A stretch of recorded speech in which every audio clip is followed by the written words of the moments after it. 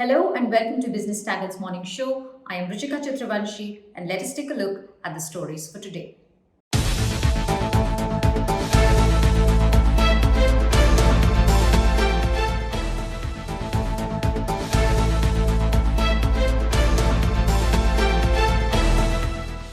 Indian roads have seen quite a change in the last few years. The size of cars dotting it has steadily grown since the last Maruti 800 was rolled off the production line from its Gurgaon factory in 2014. Now it would be quite a sight to see Toyota Fortuner overtaking a humble Maruti 800. So, why more and more Indians are now preferring SUVs, some of them as bulky as mini trucks, over hatchbacks and sedans? Let us examine the causes for the dramatic shift in consumer preferences towards the SUVs.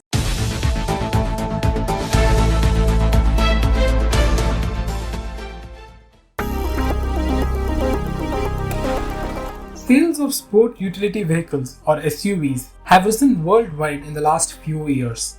In 2019, 47.4% of vehicles sold were SUVs, while sedans stood at 22.1%. And between 2010 and 2019, China saw the share of SUVs in car sales jumping from 14% to 44%. Indians are also buying SUVs like never before, and this is not going to stop anytime soon. In 2015, the share of hatchbacks in India's total passenger vehicle sales was at 49% compared to SUVs' 14%. Compare that to 2021, SUVs contributed around 38%, growing from 29% in 2020. This is almost equal to the hatchback segment, which now commands a 40% share in the country's passenger vehicle sales. Hyundai Motor India has maintained its pole position in this segment. The company has 5 models in its SUV portfolio and gets half its volumes from them. Its sister unit Kia India, relying on the popularity of the Seltos and the Sonet, said it would exclusively focus on the SUV segment. With their focus on SUVs, the Korean car makers have gained a foothold in the space.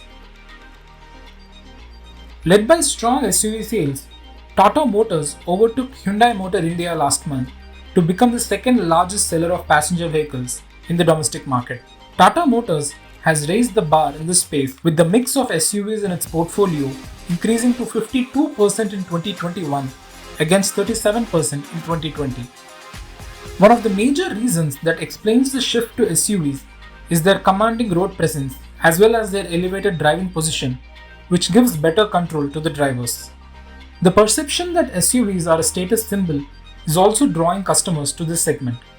Their high ground clearance lets the driver negotiate Indian roads better, and smaller SUVs, which are seeing robust demand, make parking less of an inconvenience. And with enough options emerging in the compact SUV segment, with prices starting as low as Rs 5.5 lakh, customers looking to buy a premium hatchback or an entry-level sedan see better value for money in a sub 4-meter SUV. This could be a reason why compact and full-size SUVs are now roughly seeing equal amount of sales, when a decade ago, all of the SUV sales in India were in the full-size variety. This segment has seen more than 50 launches in the last 3 years, which is more than sedans and hatchbacks combined. Ravi Bhatia, the president and director of automotive research from Jato Dynamics India, gave us more insights on the growth in the SUV market. SUV boom, which happened a couple of years ago, has now become a very secular trend. Now, this is a success story because it's a win for both the manufacturer as well as the consumer. The consumer gets a practical vehicle which has more space, which has a higher driving position in the city situation, and also the packaging which is being offered by manufacturers in this area is very good. So they get a well-packaged vehicle. In terms of pricing, especially in India, because of the below 4-meter category and the above 4-meter category, the pricing is also accessible to many. So clearly, the volumes have moved from sedan category into the SUV category because hatchbacks, as we know, have maintained pretty stable position. Now, when I look at the manufacturers make more money in an SUV. So many manufacturers are seeing this as a profitable way of doing business. Because it's profitable, because customers like it, OEMs are making more and more new launches in the category. All these three things is a global phenomena and also true in India. India's largest car maker Maruti Suzuki has been too slow to take advantage of this opportunity. It only has the Vitara Brezza in the sub 4 meter segment and the S-Cross, which is perceived as a crossover by most buyers. As a result of successful launches by its competitors riding the SUV trend, Maruti's overall PV market share has fallen from about 50% to 40% in just a year. But that is not a big cause for worry for the company, says Bhatia. Here's why. Maruti Suzuki offered a sub 4 meter SUV. In that category, it is the largest selling with 106,000 SUVs sold in that category. Their problem is they do not have a mid SUV, right? And mid SUV has offerings like from Tata, from Hyundai, from Kia. And they need to address the gap in the mid SUV segment. If they do that, nothing can stop them from becoming number one in the SUV category as well. So they are very strong war chest. They can invest in the category. Second, they have a very large distribution network. Third, they have a very large customer base, which is very loyal to them, and they know how to tap that base. So the gap is not having an offering in the mid SUV category. Car makers have already lined up new launches for the year, and with Maruti confirming that SUV would be the company's focus segment in 2022, a battle of epic proportions is on the cards in India's fastest growing passenger vehicle segment.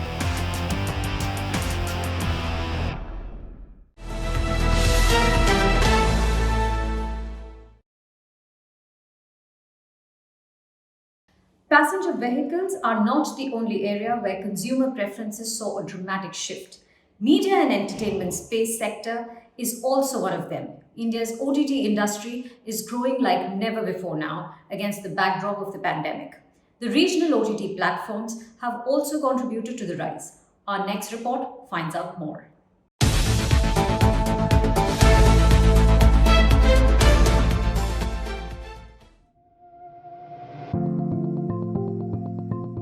Another year has been lost to the pandemic, and various sectors such as the real estate, hospitality, and mobility are counting their losses and making projections of when they're likely to attain their pre-COVID growth levels.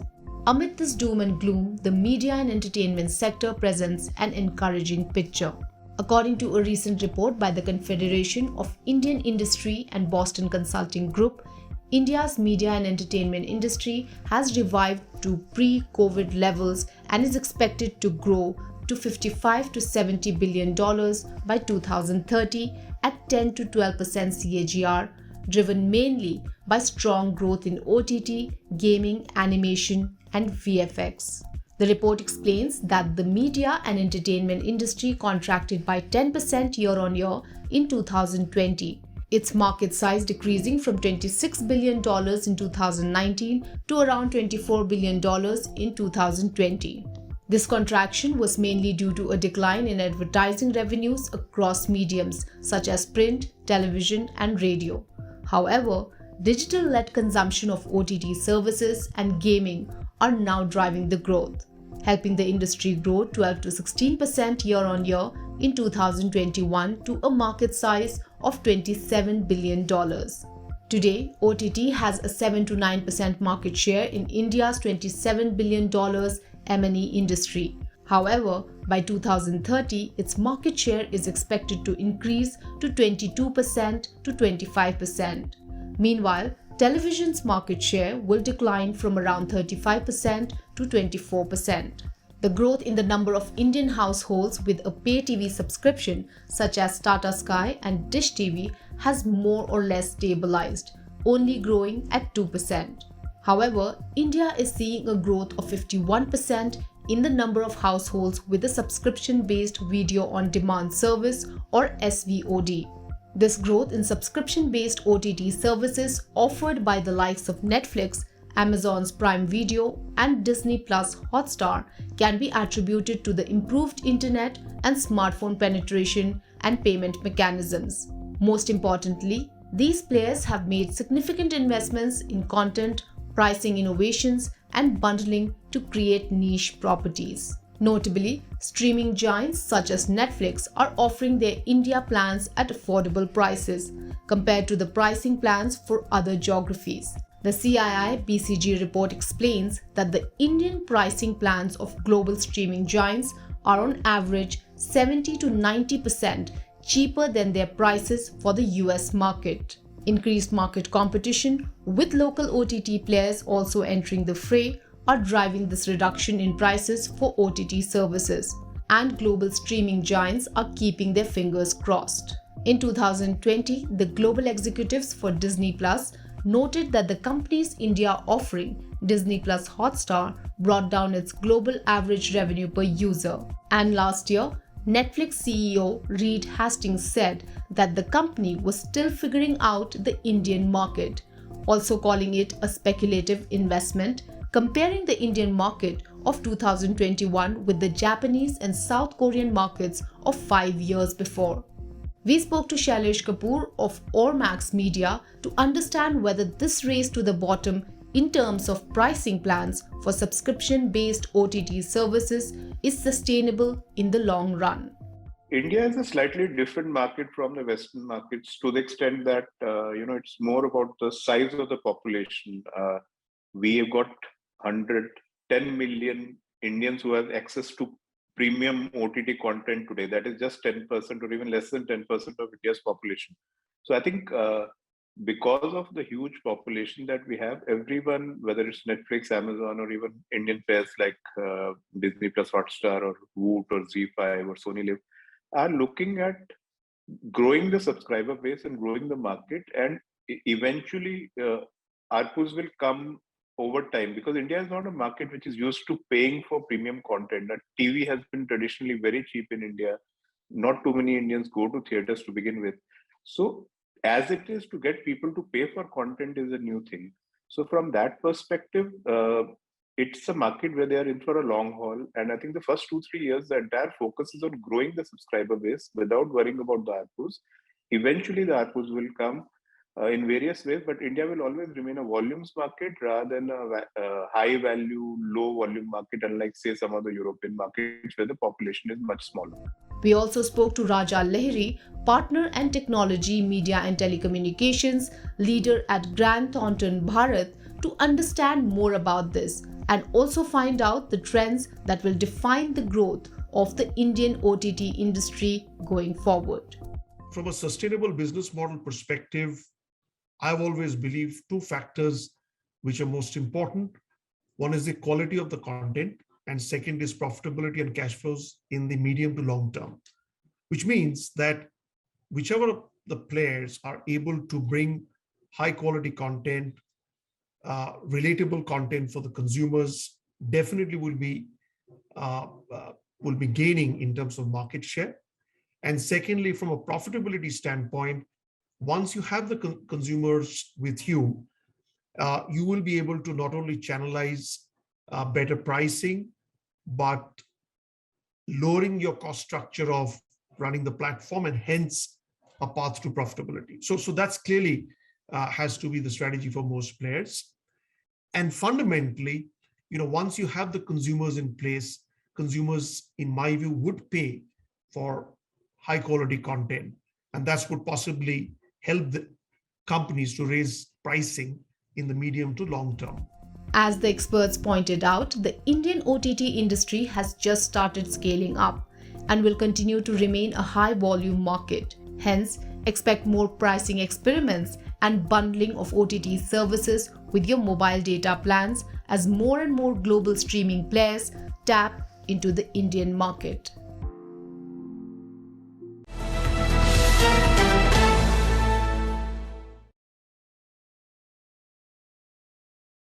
From OTT platforms, let us see what is happening on the market front.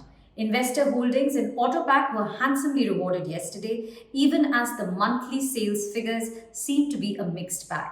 Passenger vehicle OEMs' attempt, for instance, to catch up to the demand for popular models was impacted by production cuts, while two-wheeler OEMs have been able to pare down high channel inventories post-festive season. Yet, entry-level demand trends across two-wheeler and passenger vehicles remain weak.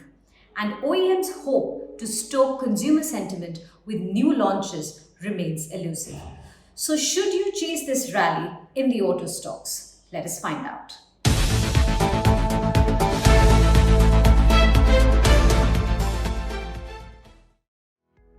In December 2021, the dispatches to auto dealers continued to remain a mixed bag, while wholesale volumes for passenger vehicle, two-wheelers and tractor segments declined on an yearly basis.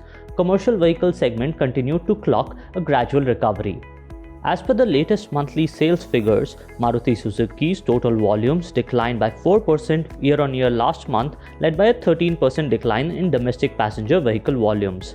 M&M's domestic PV volumes increased by 10% YOY, while Tata Motors' domestic volumes rose 51%. Among the non-listed players, Hyundai Motors reported a 32% decline in domestic volumes, MG Motors reported a 36% fall, whereas Kia Motors reported a 34% volume decline. Renault Nissan and Honda too reported a 18 to 17% YOY decline in volumes. As regards two-wheelers, Hero Motors total volumes declined by 12% YOY. TVS Motors total sales fell by around 8% and Bajaj Auto's total two-wheeler sales dipped by 6%. Royal Enfield's total volumes, however, increased by 7%. On the bourses, shares of auto and auto ancillary companies entered fast lane yesterday, with individual stocks rallying up to 8% intraday. So should you add these stocks in your portfolio? On dips, suggest analysts, the sector, especially two-wheeler makers, is not entirely out of the woods yet. Apart from consistent price hikes and rising fuel costs, potential third wave due to the Omicron variant could limit consumer spending, cautions Ashwin Patel, senior research analyst at LKP Securities. December auto sales were a mixed bag, wherein the two-wheelers continued to perform weak, while the PVs responded well to the strong demand despite chip shortage issue continuing. Last fiscal, PV recovery was led by the pent-up demand in both rural as well as urban markets. However, this year, management mentioned that the pent-up demand ended by September. We can see that the rural markets are still badly impacted post the second COVID wave and are taking time to recover than expected. Further, rising number of Omicron cases and subsequent curbs in several states are impacting demand and may impact further. From an investment viewpoint, market participants can utilize every dip in stocks such as Bajaj Auto, Tata Motors, M&M and Ashok Leyland to enter from medium to long-term perspective. As per tech charts, the Nifty Auto Index can rise around 4% from the current levels, while select individual stocks may see up to 9% upside. Let's go to Business Standard's Avdut Bakkar for more insights. The overall trend in the automobile index, Nifty Auto indicates a resistance of 50 DMA placed at 11,150. And whenever that gets crossed, the index is set to jump another 4% towards 11,600. This should result in a positive rally in related stocks which are expected to scale higher levels. Eicher Motor at current juncture has crossed a major hurdle and is ready to surge another 9% towards 2950-3000. Similarly, Tata Motors with a strong gap up is indicating a breakout towards a 520 and 536 level, a rise of another 8%. On another front, Maruti and MMM still need to gain strength to break out on the upside. Clearly, fundamental and technical parameters show limited upside for auto stocks as scarcity of semiconductor chips, price hikes, expensive entry-level two-wheelers, and firm resistance zones on tech charts cloud short-term sentiment. Now coming to Tuesday's trade setup, stock-specific news flow, global economic data points, and FII activity will guide the market's trajectory. Yesterday, the BSE Sensex index zoomed over 1,000 points intraday during the first trading session of calendar year 2022. It eventually settled 929 points higher at 59,183. The Nifty 50, on the other hand, ended at 17,626 level, up 272 points amid broad-based buying.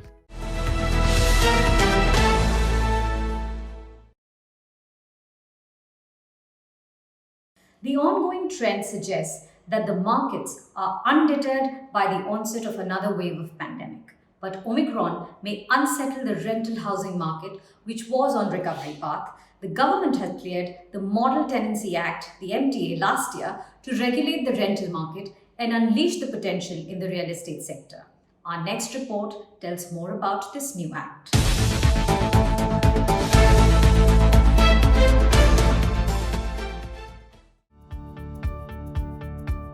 In the making since 2015, the Model Tenancy Act was approved by the Union Cabinet last year in June. Almost all states have now adopted this act, which proposes to streamline the process of renting property. According to the new norms, the landlord and tenant will have to sign a written agreement specifying the rent, period of tenancy, and other related terms. So, all the tenancy agreements will now be in writing.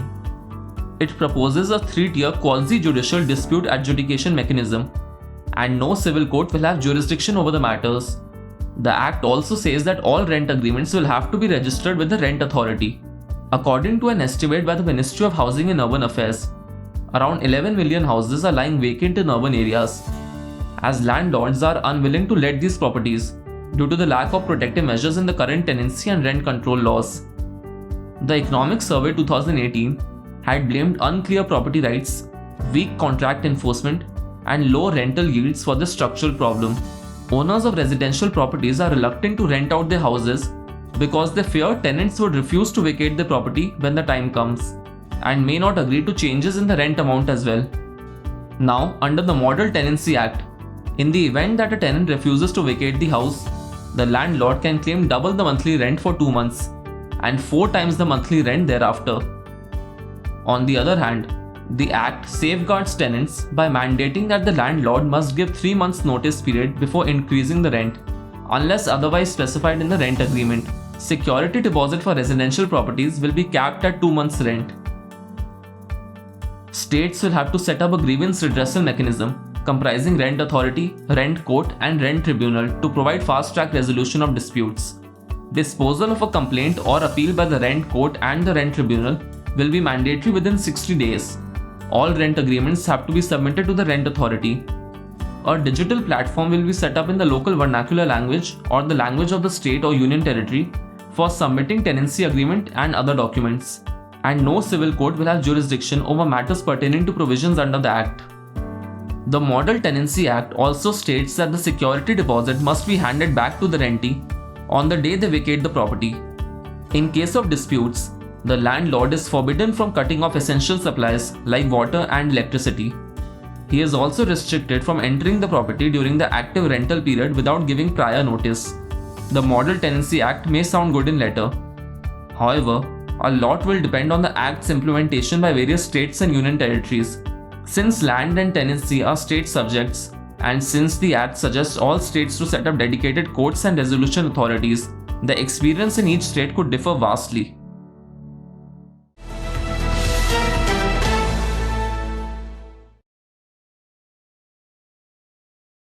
The Model Tenancy Act aims to shift the rental housing towards a formal market where the interests of landlord and that of tenants are safe. That's all we have for you today. We will be back with more news and analysis in our next episode. Stay tuned and thank you for watching.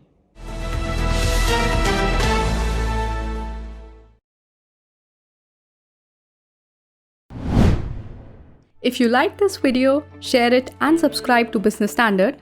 For more news, views and insights, log on to www.business-standard.com. Do also follow us on YouTube, Twitter, Facebook, Instagram, Telegram and LinkedIn.